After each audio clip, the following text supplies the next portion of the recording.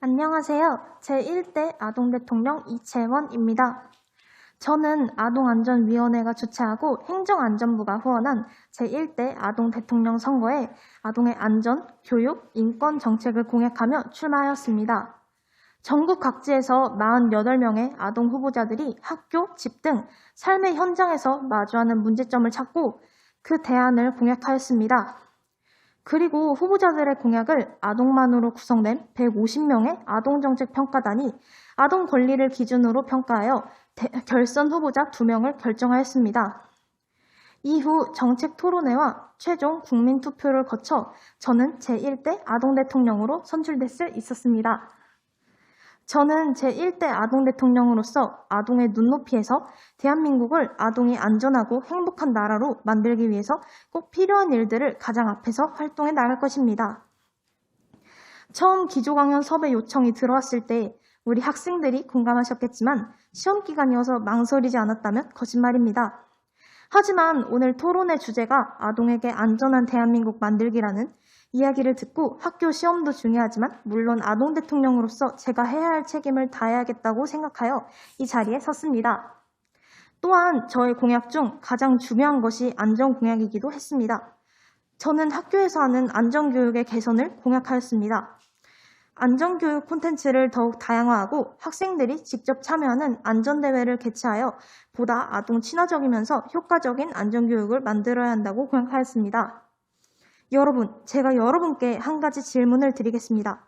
아동의 안전은 대한민국의 중요한 문제입니까? 네, 그렇습니다. 아동의 안전은 그 무엇보다 중요한 가치라는 사실을 여기 계신 모든 분들께서 동의하실 것입니다. 하지만 그럼에도 불구하고 우리나라의 아동 대통령이 꼭 필요한 이유, 그리고 오늘 아동에게 안전한 대한민국 만들기라는 토론회가 중요한 이유는 바로 어른들은 잘 알 수 없는 아동 당시자만의 안전이 존재하기 때문입니다. 교통사고, 아동 성범죄 등 신체적 안전의 중요성은 이미 충분히 강조되고 있습니다. 하지만 기타 안전, 특히 정서적 안전에 대해서는 너무도 많은 아동들이 위협받고 있음에도 불구하고 중요하게 인식되지 않는 경향이 있습니다. 이 때문에 아직도 어른들은 아동의 정서적 안전에 대해 모르시거나 아신다 해도 별일 아니다라고 생각하시는 경우가 많습니다. 하지만 바로 이 별일 아니다라는 가벼운 인식 때문에 많은 아동들이 힘들어하고 아파하고 급기야 안타깝게도 극단적인 선택을 하는 경우도 있습니다. 저의 중학교 1학년 때 경험을 말씀드리겠습니다. 저는 당시 사춘기와 개인적으로 힘들었던 일들이 겹친 탓에 정서적으로 많이 우울해서 위태로웠던 시기가 있었습니다. 그때는 저의 심리 상태가 어떤지 몰랐고 주변 어른들이 말씀하셨듯이 단순한 사춘기 때 겪는 증상이라고만 생각했습니다. 하지만 어른과 아동이 버틸 수 있는 마음의 무게가 다르고 사람마다 버틸 수 있는 마음의 무게가 다릅니다. 제 마음을 방치하고 있는 사이 우울감은 날이 갈수록 커져만 갔습니다. 이 문제가 심각한 또 한 가지 이유는 아동 스스로도 가족 등 주변 어른들에게 정서적 위험을 말하기 어렵기 때문입니다. 저 또한 제가 겪고 있는 우울함이 사실 가벼울 것일지도 모른다는 생각에 부모님을 포함하여 주변 어른들께 말하지 못했습니다.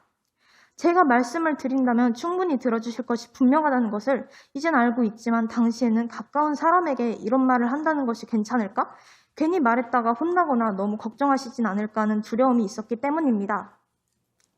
이런 아동들을 위해 학교에는 상담실이 있는 것이고 또래 상담부가 있습니다. 저는 고심 끝에 용기를 내 학교 상담실에서 상담을 받게 되었는데 단 한 번의 상담이었지만 제가 심리적 위기를 극복하는 데 큰 도움이 되었습니다. 이후 저는 마음의 안정을 되찾고 다시 정서적 건강을 회복할 수 있었습니다. 제 사례를 공유해드린 이유는 우리가 아동의 안전을 이야기할 때 신체적인 안전만큼이나 아동의 정서적 안전이 중요하기 때문입니다. 특히 이는 눈에 띄지 않기 때문에 어른들이 잘 관찰해야 하며 언제든지 아동이 도움을 요청할 수 있게 이해와 공감이 필요하다는 점을 강조하기 위해서입니다. 제가 아동 안전 공약을 제안할 때 아동의 정서적 안전 교육을 꼭 추가해야 한다고 주장한 것도 이런 이유였습니다. 또 한 가지 나누고 싶은 사례는 쉐어런팅입니다. 여러분은 쉐어런팅이 무엇인지 아시나요? 쉐어런팅은 부모가 자녀의 사진을 소셜미디어에 올리는 행위를 말합니다. 물론 좋은 의도로 올리는 것이지만 아동의 프라이버시 침해와 나쁘게는 범죄를 일으킬 수도 있습니다. 저는 사실 셀카를 찍는 것과 찍은 것을 타인에게 보여주는 것을 좋아하지 않습니다. 때문에 본인께서 제 사진을 찍으시고 카카오톡 프로필 등으로 설정을 하시는 것을 좋아하지 않습니다.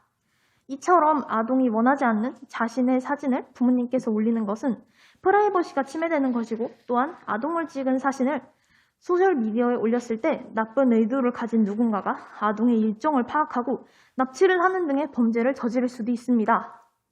그렇기 때문에 아동을 충분히 안전하게 보호하기 위해서는 어른들이 아동 안전 문제에 대해서 더 높은 경각심을 가지고 행동해야 하며, 또한 정책 결정자께서도 새로운 사회 현상이 발생할 때 그것이 아동에게 어떤 영향을 끼칠 것인가를 평가하고 이를 정책에 반영해야 합니다.